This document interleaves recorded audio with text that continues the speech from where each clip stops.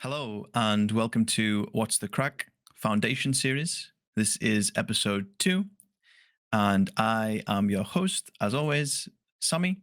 And again, I am joined by Matt, aka Roll Positive Gaming. What's up, guys? Uh, this is a bit of a extra episode that you're getting because I am incompetent at my job. And in the first episode, I missed out a whole section on world politics. So that's what we're going to be doing today. And at this time, I would advise that if you haven't done so already, go and watch that first episode because it lays the foundation work and gives you a little bit of context on the world as a whole and what we're going to talk about now in this episode. So yes, I'm just going to get right in. But yeah, if you haven't seen that episode, there's probably cards that are popping up on the video, and the link will be in the video description as well.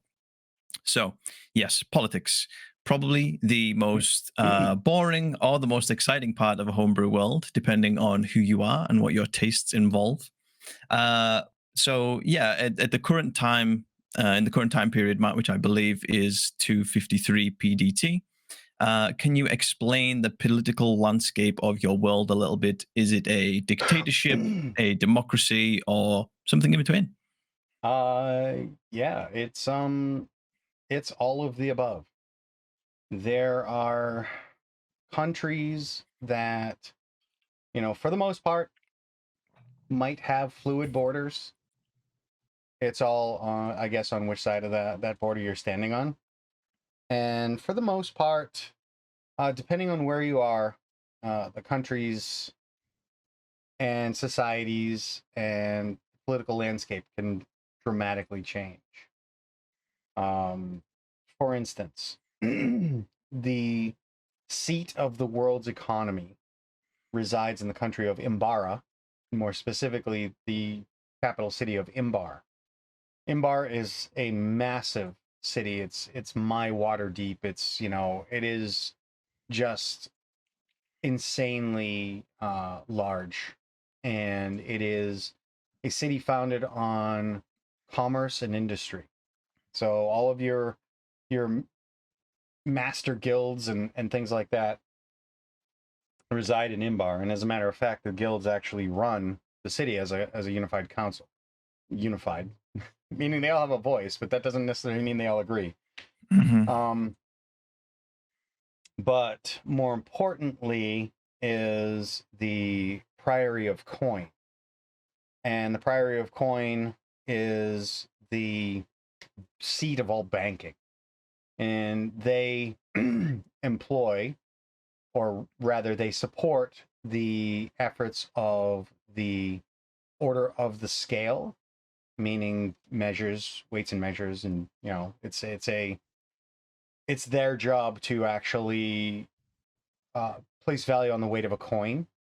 So measure the purity of the gold of the coin and this and that, and thus they are the ones that, almost independently of the Priory of Coin, which is the head of the banking for the world, determine the value of any country's gold coins. They have to meet a standard to actually be considered currency, and yada yada yada. So Mm-hmm. so that is the I guess you could say the foundation of everything. Almost all commerce eventually travels to and through Imbar. So Imbar is just for people that maybe don't know. I didn't pick it up. Imbar is on the continent of Dunsmark, and Right. did this banking guild still influence Ashardalai in the same way? It does. It does through the commerce. So every there are basically branches of the Priory of Coin all over the world. And they are basically, you can, so that you don't have to travel with a ship full of gold to pay things off, you can Right. get, letters of trade from, basically banknotes from the Priory of Coin, which can then be taken to a branch in another country to be turned in, where you could actually get hard cash for that.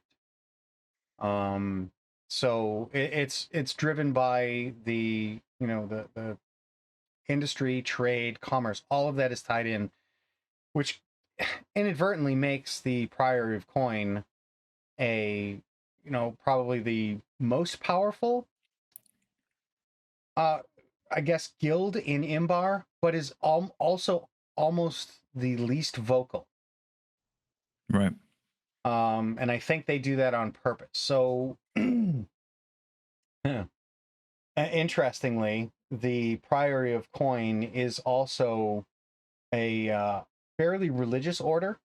In other words, they take banking to a religious level, and they basically follow the tenets of Nalovar, who is the passion of greed and banking.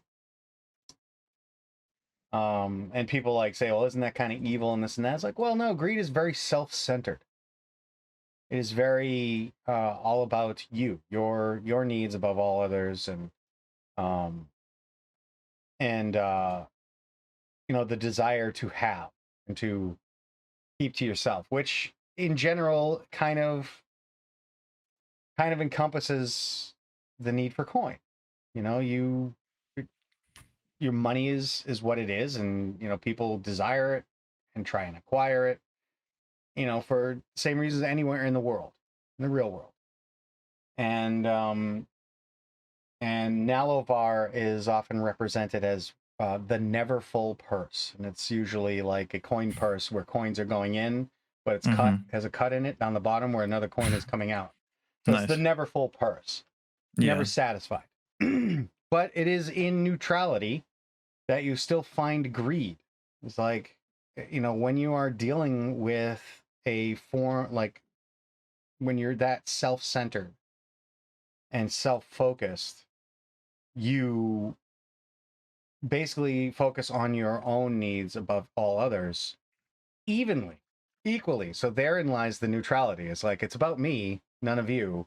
So I don't care who's paying me, as long as somebody's paying me. So that's kind of the idea with banking is, listen, we don't care who's handling your debts, as long as the debts are handled.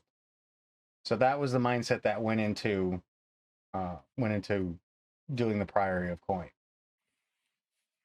And because of that, it kind of, while it doesn't give Imbar and Imbara as a country extra sway over anything else, what it does do is it make them a country that people generally go to resolve situations. Imbar and Imbara doesn't have like a huge standing army, but it's one of those places that they could actually like manifest an army if needed very quickly. So if the guilds all got together and worked for a common defense, like the city itself is well defended, but as a country, they've never had a problem with, people trying to invade, because if one country tried to invade Imbara and the other ones would be like, no, that's just going to fuck up economy. Right. You're not doing that. Yeah. So it's one of those deals. Yeah. You don't have to worry about Imbara defending themselves. You have to worry about Imbara's other neighbors defending them. So I guess you could say that's kind of like the central focus of politics in my world, because things all come back to it in some way, shape, or form. But from that central focus, from that center of the universe, political universe, there's very different satellites that orbit around it. I guess let's start with Tavaria. Tavaria is your very, I guess your stereotypical high fantasy medieval Europe, but during kind of a golden age kind of country, where you have rolling farmlands and rich forests, a central city that houses a seat of power, which is in Tavaria, is matriarchal. The line is traced magically through a series of women because of certain magic at its founding, and I mean that's a whole other history lesson that we can get into.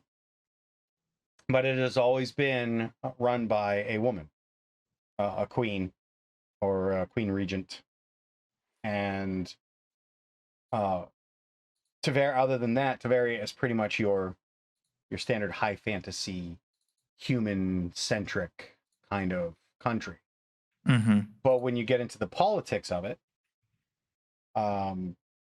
there is a lot of trade. Let's say, so for local politics, there is an alliance with the Stoganvar gnomes, who are I say a clan, but they're a large clan. They're like they are a full society. They have their own own kingdom, if you will, even though it's not necessarily an established country, is definitely a respected region. And the Stoganvar live in a series of mountains called the Stoganvar Mountains, which is actually the gnomish words for stone bear. So the Stone Bear Mountains. And the Stone Bear clan of gnomes that live in them, let's just say that they are more earth-based. They are focused on, like, if you had to pick classes as a Stoganvar gnome, you're looking at, like, the barbarian, the druid, earth-based clerics. If you're going to go for a rogue, it's like the scout, rangers, things like that. Yeah, I see. And they live high in the mountains, and they themselves are,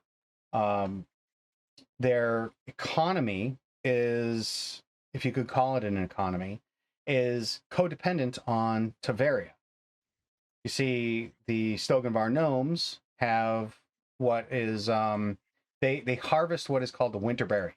Winterberries are plants that grow at the snow line of the mountains, right? And they only bloom at that level. So the Stoganvar collect the berries to keep a portion for themselves, and they trade a good portion of those berries to the people of Tavaria for their honey. Now, when I created the Stoganvar gnomes, all gnomes tend to have that some kind of a tinkering focus that manifests within them. In this case, the Stoganvar also are copper miners, and they make massive stills. And when I say stills, I'm talking about an alcohol still. And when I see massive and crazy, like, you got to think gnomish, you got to think like Willy Wonka level crazy. It works. You don't understand how it works, why it works. It just does. And what they do is they take that honey and their supply of the winterberries, and they create winterberry mead, which is something that is very prominent in my world. It's very sought after. It's probably the most valuable alcohol that you can find. Winterberry mead is far and wide. It's probably one of the most popular things in my game. Even more valuable than is it Dragon's Blood wine? Yes. Well, that gets into other politics, and we'll get to that in a minute. But the reason why I bring this up in a political sense is that because there is this constant trade between the Stoganvar gnomes and Tavaria, it created a pact. Like, so there's a kind of a mutual protection pact. Okay. And it engenders a cooperative attitude between the gnomes and the people of Tavaria. And just to interject, it's Brynda Lightblade who is the Queen of Tavaria. Am I correct in saying that? Yes. And for some of the people who are watching this right now, it's going to be a bit of a spoiler from my Sunday game. But yes, that is correct. If needs be, I can cut that out. No, keep it in. I love it. So, do the gnomes have a figurehead as well? They revere the stone bear, which is basically a mountain bear that is has a mix of deep brown and like brown fur along the body and flanks, but the head tends to be kind of like a slate gray. Almost looks like they're hooded to a degree. So that the bear is actually represented on the bottles of the winterberry mead that they create. Nice. You mentioned the Council of Scales right at the start of this question. Now I've got some notes about Tavaria myself that I'm just trying to interject here. This is completely off script, but they have there's this thing called the Oath Stone of Avamere, Ah, yes, the Oath Stone. and The Oath I Stone. Go I ahead. have wrote that that was remade by the three members of the Council of Scales. Yeah. So is the connections there between Teveria and Imbar So more now, so? well, when I said earlier, the council, I meant, I was talking about the Order of the Scale, which is the Oh, I'm talking Weights about and okay. Measures Council of Scales, and this is actually something I'm playing with. I might rename them for my lore, just because it Mhm. does end up being a bit of a headbutting, each other from time to time. But the Yeah. Council of Scales is uh, fully draconic, and when you're talking about the Oath Stone, so the Oath Stone was initially created at the founding of Avamere, the capital city of Teveria, Yep. just after the very first Dark Tide. And the oath, it was the oath as spoken by the first queen of Teveria, and had then been recorded on the stone, on this massive stone that was centered in the center of the city, basically, a park. Yep. Yeah. Yeah. It was destroyed during the second Dark Tide, Okay. which is basically when the second Dark Tide happened. It pretty much started in Avamere. It began in that city. So it, as of by the end of it, it was the first place that, and under the longest rule of a Lord of Midnight. So the Oath Stone was destroyed, and then after the ending of the second Dark Tide, it was the three heads of the Council of Scales, the three ancient great worm dragons that run the three factions of Dragonkind, that came together and remade the stone, recreated it on the spot. And when you say three factions of Dragonkind, that's your metallic, chromatic, and gem dragons, right? Correct. Yes, correct. They each have a Okay. representative. Mm-hmm. And that's another thing. If you'd like to get into the politics of that, I can, because the Council of Scales is very political. Even if I they think don't, so. well, even if they don't directly try and intervene or interfere with mortal cultures and things like that, the dragons play a very important role on my world, on Sol Boreal. Yeah. You see, a lot of people, they talk about how not everything is evil, just because, like, for instance, just because a green dragon is a green dragon doesn't mean it has to be an evil green dragon, which I agree with to a degree. Anything that is intelligent has agency over their actions, so they can decide, I'm going to be a dick or I'm not going to be a dick, Mm-hmm. right? And in the case of dragons, and this is not really known to the all dragon kind trickling down from the three, but it's the three who know the true purpose of dragonkind. You see, the whole point of the Accords, and the dragons were involved in this. The whole point of the Accords is that it puts power in the hands of the mortals. And the dragons are the stewards of the nations. Right.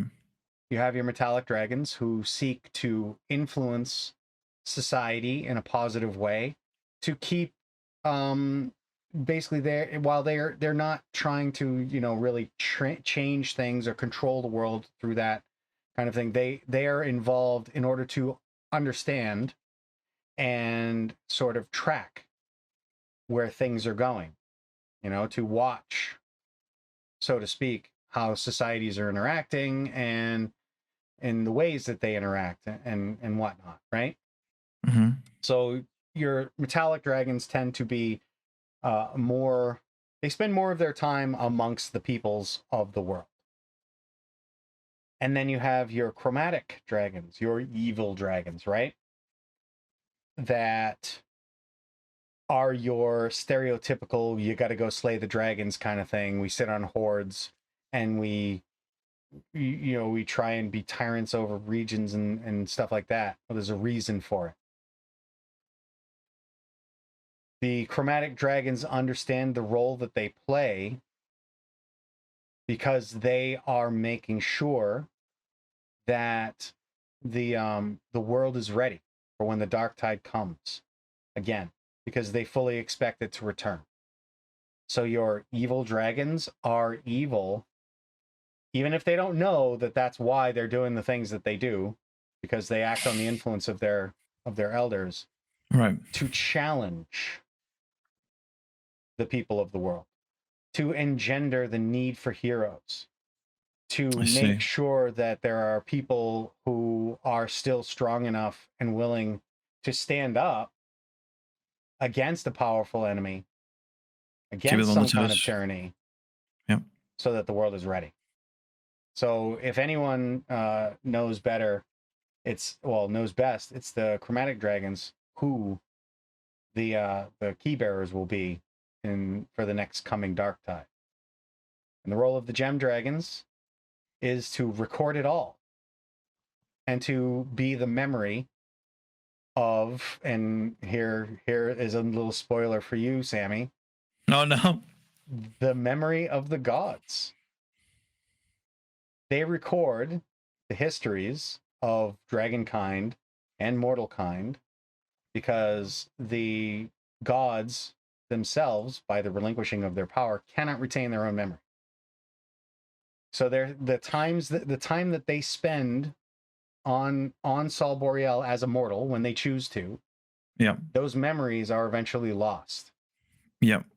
But it was by the request of Timerian, who is the dedication of magic secrets and lost lore, that he entreated this position, this job, to the gem dragons to record the history of Sol Boreal. And that's what they do, quietly and peacefully. So these gem dragons are like powerful enough to be like hyper aware when a god does come down to the surface world and Yes. become immortal. Yes. And they record all of those actions. Correct. Okay. But when the So gods that's for all my players out there, that's a bit of a spoiler. So you might want to block your ears. And when we post this, Sammy, you're gonna have to put up spoiler alert. Spoiler warning. So, but when they are still in godhood, they retain the memories from there. They don't lose memories. So a god may take mortal form, and they spend time as a mortal, just like every other mortal. They can appear, like when they manifest in the mortal form, and can be at any age. And they retain enough memory. They have an inherent understanding of the world around them. But their experience during the time that they are mortal does not translate once they return to their godhood, when they return to the heavens, or however you want to describe it. Yep. When they leave that mortal shell, those memories will linger for a short time and then just kind of fade into kind of like a collective understanding. So it's almost as if they have no recollection of being immortal again, and it's almost as if they never done it. They have memory... kind of a feeling. So it's like the memories of each previous version of their mortality carry over to the next one, in the way that a horse knows how to walk within an hour of being born, or why animals just have these inherent traits that they are born with, that they just know how to do right after birth. It's the same idea. So like when a god takes a mortal form, they have an innate understanding of the world around them, like how things work. They understand language and stuff like that.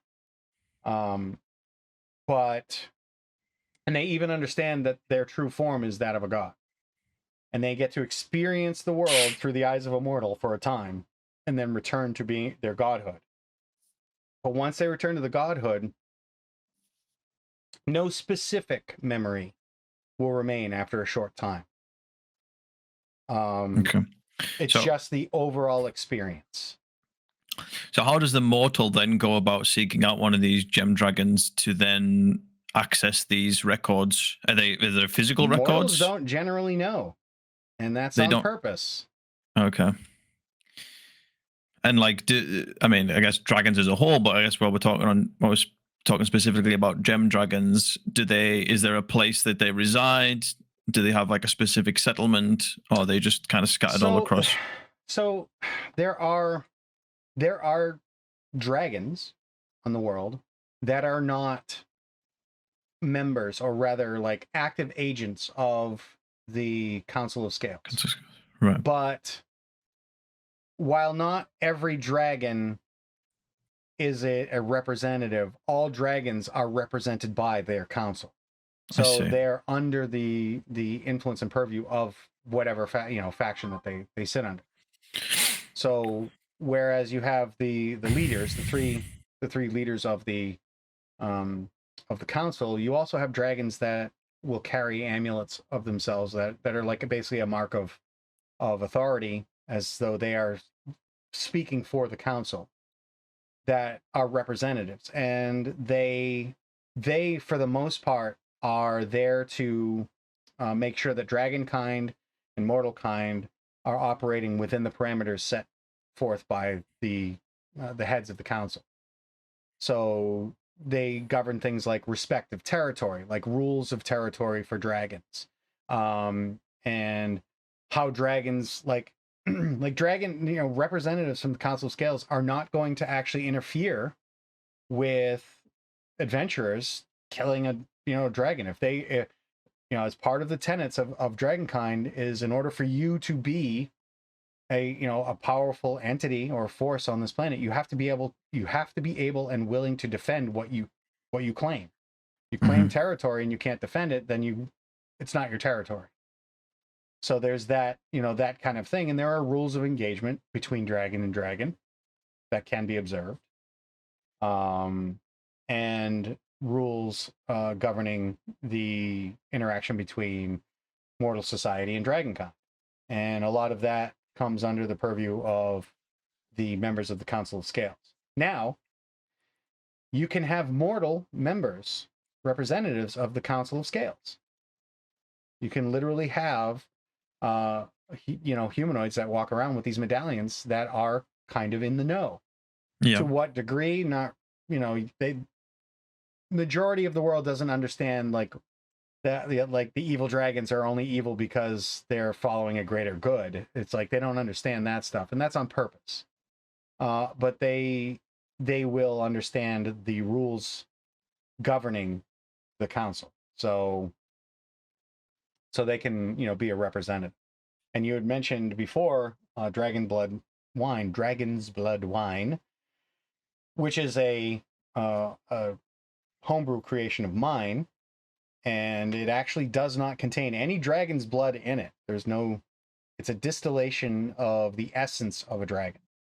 So it is literally a piece of like the draconic spirit, and it is imbued into like this alcoholic wine drink. And it is a great gift if you are given one. And while you are not necessarily beholden to the dragon that gave it to you, it's usually often given as a diplomatic kind of trade. The bottle itself is considered part of the dragon's hoard, and thus the dragon knows where it is.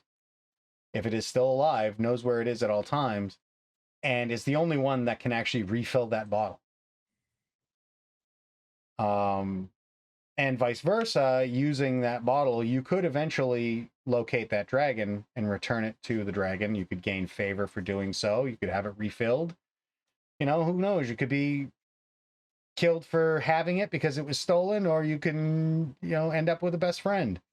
Be like, hey, let's make a deal. You know what I mean?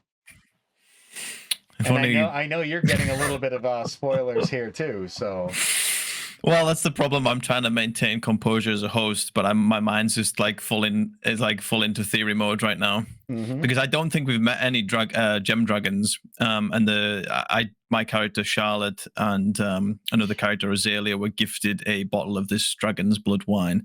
But that was from a silver dragon, I believe. Yep. But just because you don't know whether or not you've met a gem dragon doesn't mean you haven't met one.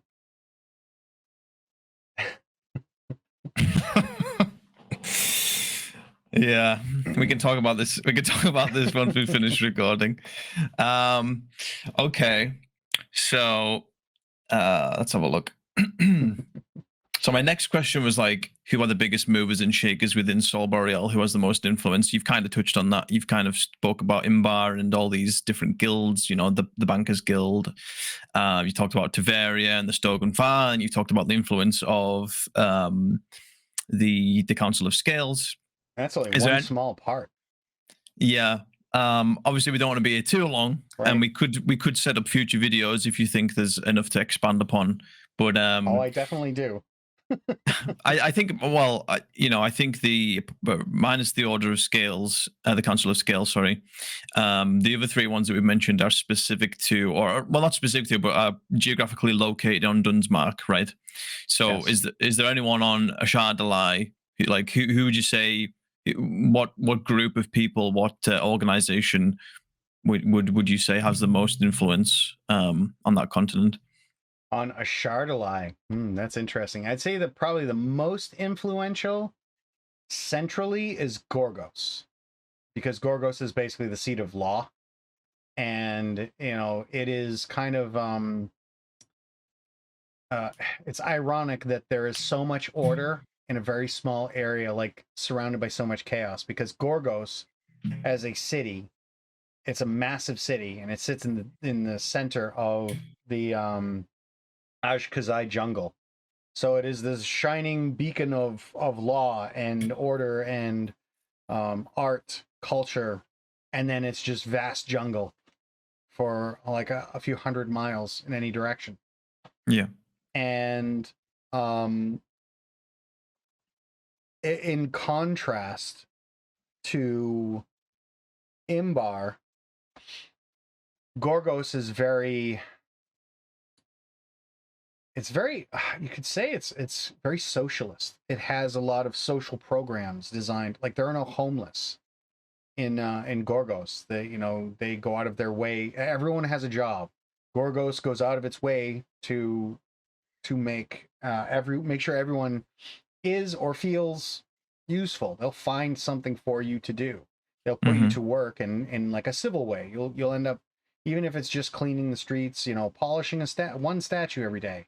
You'll have a place to live, food and water and stuff like that. You earn a wage? Yes, you definitely earn wages. So it's not like a full communistic society. Right. Yes. You still earn a wage. You still earn the right to have a place and live and in Gorgos and whatnot. And is it perfect? No. But it is just part of like a Gorgosian philosophy that, people who are forgotten or misused is just a misappropriation of a valuable resource. Is like, instead of them sitting there begging for food, they could be doing this one thing, something that they can do well.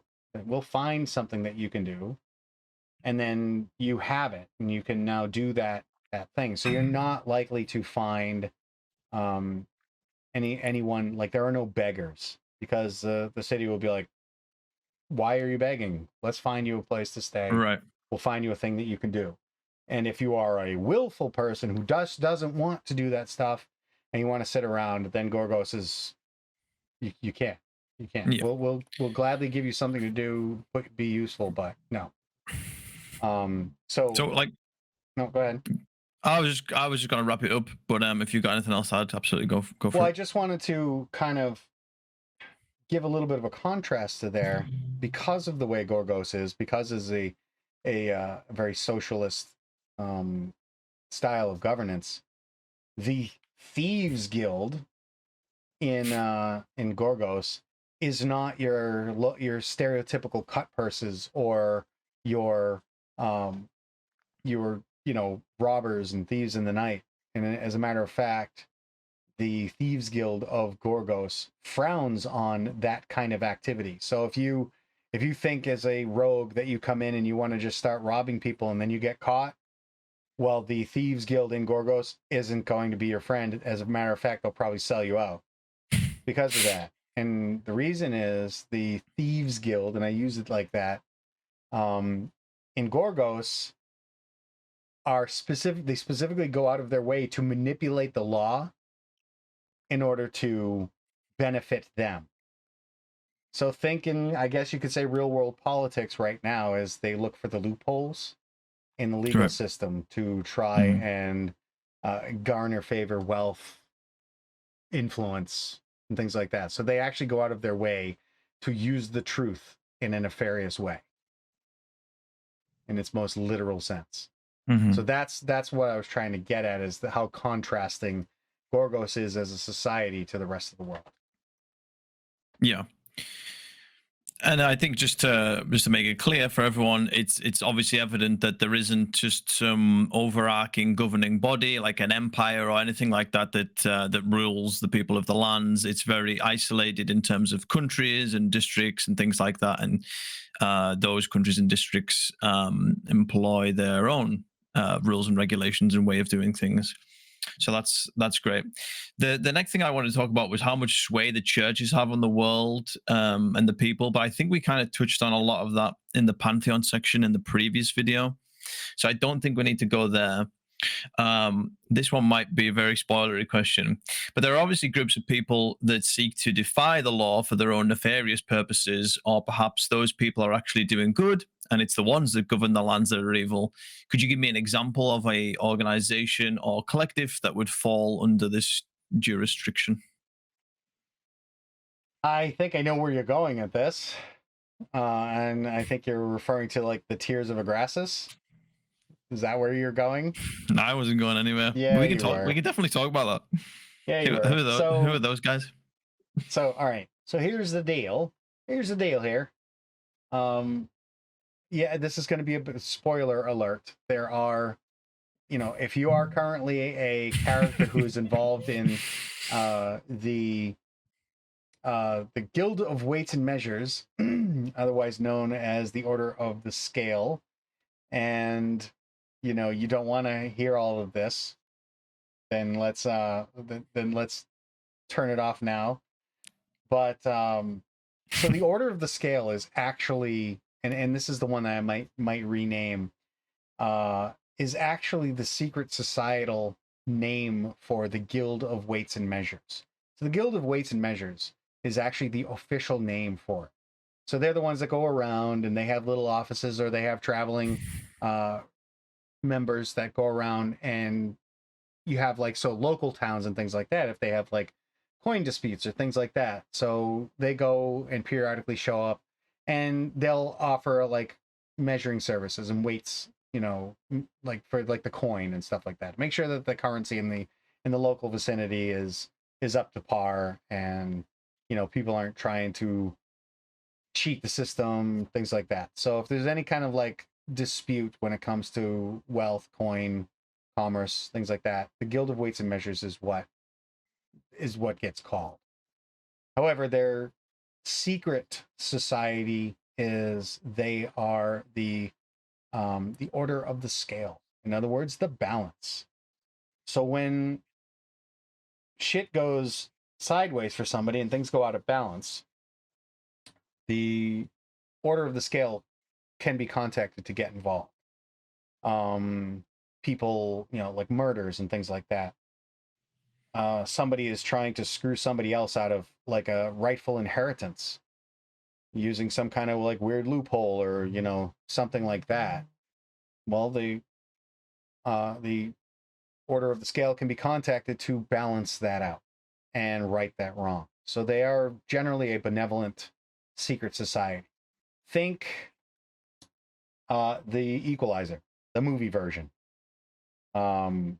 they'll go out of their way to right wrongs, but it has to be sincere. It has to be genuine, and don't if you are found to have cheated them, to lied to get their they ended up being part of the problem. You become what they need to rectify. So they will go out of their way to make sure that your debt is balanced with them. That being said, they have a counterpart, if you can call any factions having counterparts, and those are the Tears of Agrasis. And the Tears of Agrasis are a religious order that is dedicated to the passion agrasis, which is bitterness and hatred, basically all about revenge and murder. Well, not specifically murder, but usually the resultant, I would say not all of it is murder. Like, they kind of go out of the way to unbalance the scales. Not everything they're not just assassins. They're not go out of the way just to kill someone. They're not like common in that regard. Like, they're the kind of people that get involved where a political system might be affected. A sway the influence of one house over another through blackmail, through bribery, through threats, through murder. The Tears of Agrasis try to destabilize the world through their actions. Okay. And to that end, that puts them in direct contrast to the Order of the Scale. So those are two factions that operate worldwide, which are some of the few that exist on my world. So if you could say that there's any church, so any globally spanning church, you could say it's the Tears of Agrasis, because they all follow the same religious tenets of secrecy that is founded on the beliefs of that one deity. Yeah. So yeah, I'd say those are the two. Yeah. Well, and the tears themselves are actually crystallized venom that the Tears of Agrasis are known for, either to use on somebody else or themselves if necessary. As recent episode of one of my games, they found out. Well, yeah, we saw in the Strixhaven game, I think one of the assassins took his own life. You both did, yes. That same way. Yep. Those are the Tears of Agrasis. Interesting. You're going to forget all this, right, Sammy? You're just going to put it right out of your head? No, I don't forget. It's a common saying that the side that wins the war are the ones who get to label themselves as just and change the records of history forever as a result. I guess what I'm asking is, has there ever been a war or wars over the timeline of your world? Oh, yeah. Well, for the most part, the majority of those have I guess outside as a result. I guess outside of the Dark Tide. Yeah. But yes, there are stuff. There are the Six Kingdoms, which is an area along the southern. So it's on a Shardalai, the continent of Shardalai, and it's just south of the Shardwall Mountains. So it's on the non-Sea of Glass side. So it's the southern side, and there's six kingdoms that basically it's varying societies that share similar, if not overlapping cultural similarities. So think of like the separate or disparate kingdoms of like, ancient China, or like, feudal Japan, where you have, various factions that are kind of exist outside of each other without any singular governing body. So, like in the histories of China and Japan, you always like the unified China, unified. It's kind of like that. You're in like the feudal times where the people of the Six Kingdoms are like blood related in, or at least culturally related through that whole area. And though, because you have ancient family ties or political ties that have grown up separately, wanting to do their own thing, they have separated.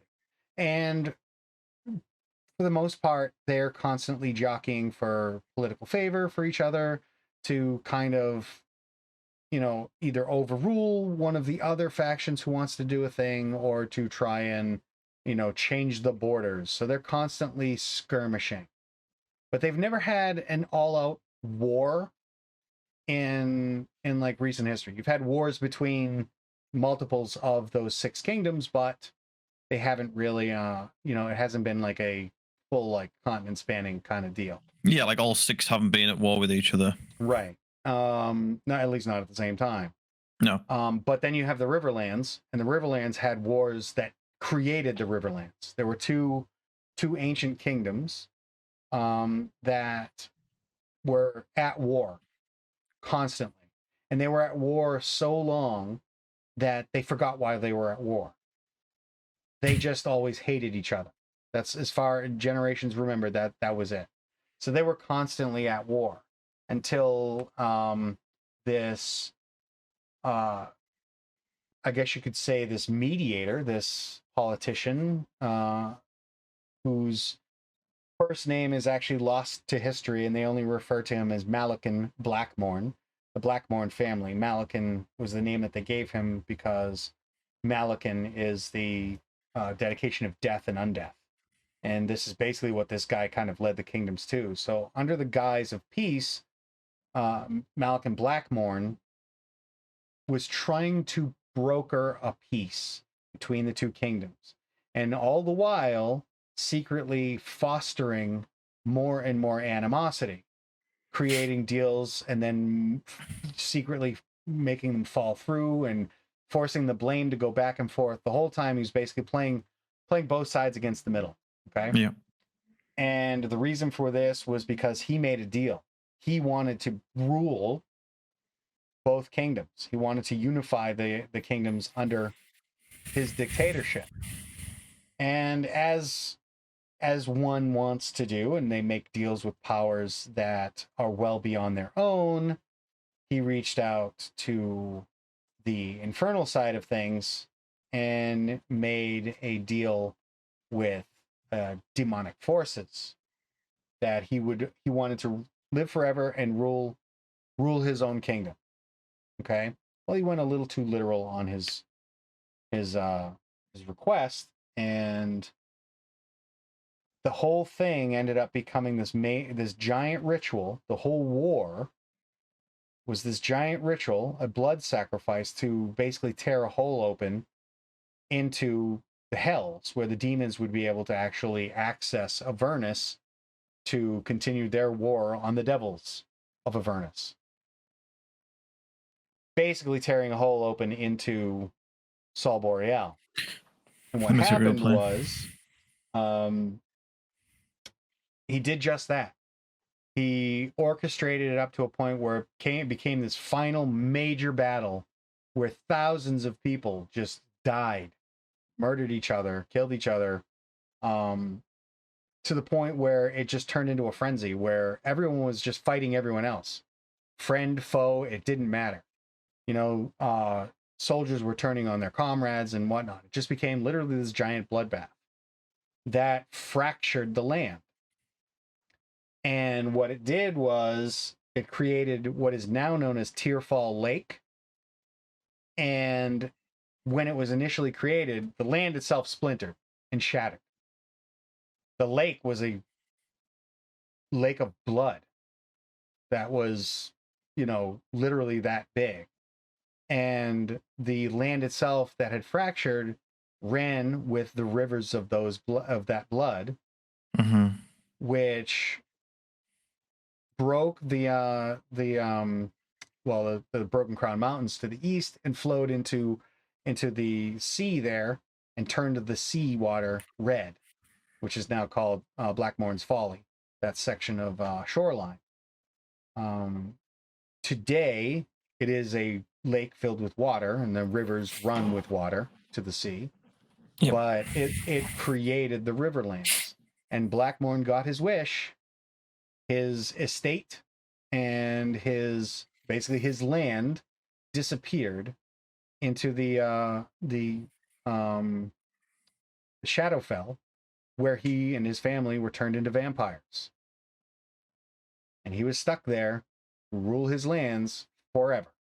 Well, that is until some efforts of one of my games, but we can get into that later. The point is that lake now exists.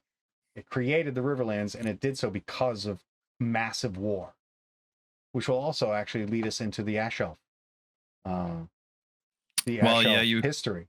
Yeah, because you're touching on devils and demons. Well, they're the ones that stop the progress. Yeah, it's interesting you talk about these mortals who seek power and they're blinded by their own greed and they make these deals, because we just dealt with one in the Strixhaven game with the Black King. Yeah, there's a lot of parallels there with what you were just saying. Yeah. I think that's basically going to wrap the politics thing up. I did want to ask a question that I remembered. So going back to the Council of Scales and the three leaders. Yep. Have they been around since the inception of the world? Yes, and they're dragons, and they are the oldest of dragons. And they were around through the existence, and they were around through the Age of Chaos. They saw kingdoms rise and fall. They understood more of the material landscape of the world, like the changes. So they've seen kingdoms rise and fall in the span of days during the Age of Chaos. So amusingly, the ancients, the three oldest dragons, can often be confused by spending time outside of their lairs, because they might have memories of like, wait, this mountain was something else yesterday, but it wasn't. It was 2,250 years ago. It was 2,500 years ago. Like, so like they've seen that much time pass and those changes, and through the mind of something that is that powerful and that old, well, it can get a little confusing. Which is why they don't generally spend a whole lot of time outside of their lairs. And just to give you an idea of one of their lairs, the Isle of Spite, which is a massive volcano that sits in the on its own island of just like razor sharp rocks and liquid hot magma. Is actually generally the seat of power for, first and foremost, the chromatic dragons, but is often the place where any kind of meeting of the council takes place, the council altogether. So all dragons will end up there at some point. That's on the Shardalai? It's off the southern coast of Shardalai, but yes, it is closest to that continent. Interesting. But yeah, that is going to wrap proceedings up for today. If you have any burning questions regarding anything that we've just mentioned, or things that you think we skipped over, please leave them in the comments below. If there's anything you think's worth dedicating another full video to, that you'd be interested in diving into a little bit deeper, please do the same there. Thank you, Matt, for taking the time to film this again. And yeah, like I said, this is basically a part 2 of the first episode, where we talked about the Pantheon, the world geography, the timeline of the world, and everything in between, basically. And the future episodes from here on out, as we've got planned, are going to focus specifically on the different species. And like I said, the next one is going to be the Ash Elves, as Matt alluded to just a couple of minutes ago. So yeah, make sure you're subscribed. Make sure you like the video. And yeah, stay tuned for those future episodes coming, because they're going to be spicy. But yeah, this has been What's the Crack Foundation series. And we'll see you guys in the next one. Bye-bye. Thank you.